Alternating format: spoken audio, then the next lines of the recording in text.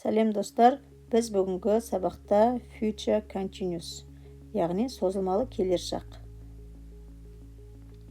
Жалпы future continuous дегеніміз болашақта белгілі бір нақты уақыт аралығында болып жататын іс-әрекет.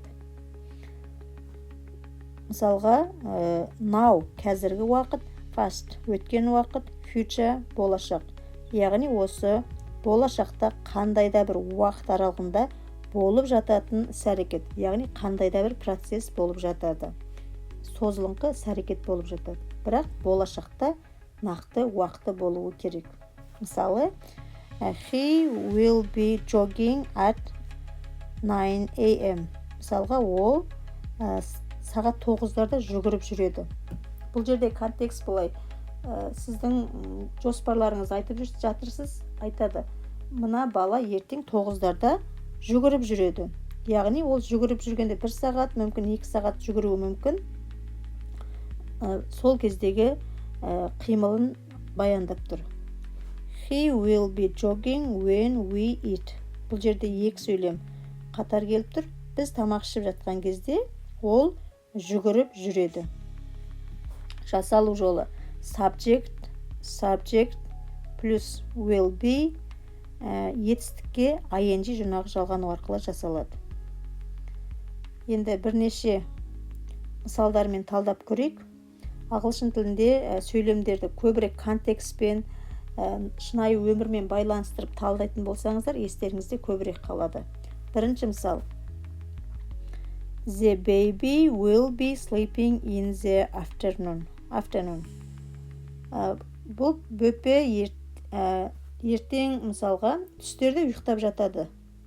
Бұл жерде мынадай контекст, мысалға мен баламды әке-шешеме болмаса бір апайыма тапсырып жатырмын.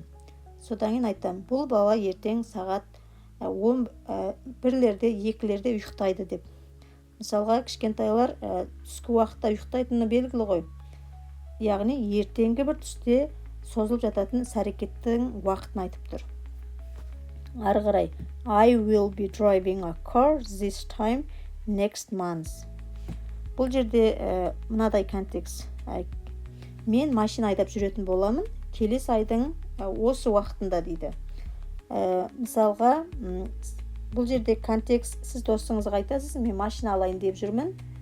Уже машина бір айдан кейін алатыныңызға сенімдісіз, және бір айдан кейін машинаны теуіп жүретіндігіңіз жайлы айтып жатырсыз. I will be driving a car this time next month.